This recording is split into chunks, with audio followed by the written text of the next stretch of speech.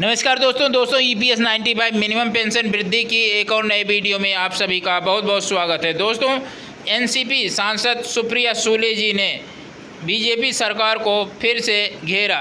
जी ने बताया कि जब बीजेपी सरकार में नहीं थी तब कहती थी 3,000 रुपये पेंशन मिलनी चाहिए, लेकिन अब जब सरकार आई तो सरकार बनने के बाद भी ईपीएस 95 पेंशन धारकों की वही 1,000 रुपये पेंशन मिल रही है। 3,000 रुपये पेंशन भूल गए।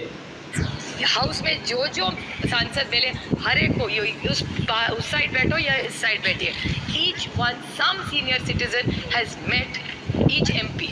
ईपीएस 95 की डिमांड, सर आपको आश्चर्यचकित होंगे, लेकिन in 23-25 the pension corpus and only the interest earned is 51,000 crores, and what is the money given is 14,000 crores, and this was the commitment given by Prakash Javadekar ji. I don't want to name because Arun ji is no more, but उनके साथ बहुत सारी meetings हुई थी and Prakash Javadekar ji had committed in a press conference that अगर हमारी सरकार, तब की मोदी सरकार थी और ये आज की एनडीए सरकार है, ये जब आएगी तो हम ये EPS 95 का पैसा देंगे. They have not given this money, sir. I urge them to give this EPS 95. Sir, finish हो गया मेरा chat. Sir, I just one last point I'd just like to highlight on this government actually, that the ransomware attack, which is a very serious issue, because this whole bill is about taxation. It's unfortunate that Treasury benches spoke everything but taxation, and it's unfortunate that they have ignored taxation completely. But I would like to raise this issue, which is very important, that the TCS and the State Bank of India has hit with a ransomware attack last week. So this has affected many banks and it's hurt the common man. So I urge the Honorable Finance Minister to address this technical issue, because it's very important that these cyber attacks are increasing, and she must do something about this to salvage it. And Sir, BJP was the government which talked about high morality, ना खाऊंगा ना खाने दूंगा. बड़ी अच्छी बात थी, मैं भी प्रभावित थी कि इस देश से अगर करप्शन जा रहा होगा तो अच्छी बात है, लेकिन ऐसा महाराष्ट्र में और देश में हुआ नहीं सर. तो दोस्तों सुनिए, प्रकाश जावड़ेकर जी जो कि बीजेपी के सांसद हैं, इन्होंने क्या कहा था जब सरकार में नहीं थे बीजेपी, तब उन्होंने कहा था कि कम से कम 3,000 रुपये इन ईपीएस 95 पेंशन धारकों को पेंशन मिलनी चाहिए. 95 इसमें मिनिमम पेंशन 1,000 करने को जा रहे हैं, ₹1,000 केवल. भारतीय जनता पार्टी मांग करती है कि ये 1,000 नहीं बल्कि 3,000 रुपये मिनिमम पेंशन होना चाहिए.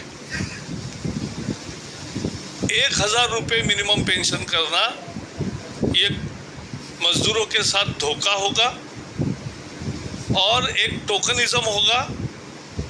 चुनाव के पूर्व संध्या पर एक सौगात दिखा रहे हो, लेकिन प्रत्यक्ष वो पिटन्स है. और ये एक तरह से मजदूर विरोधी ही कदम होगा, क्योंकि this is too little and too late. ये बहुत कम है और बहुत देरी से आया है, क्योंकि पिछले 4 साल से ये प्रस्ताव श्रम मंत्रालय ने दिया था, जिसे यूपीए सरकार ने हमेशा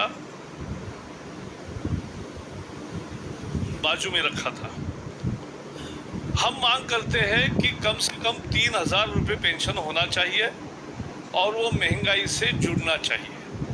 it must be index to the inflation.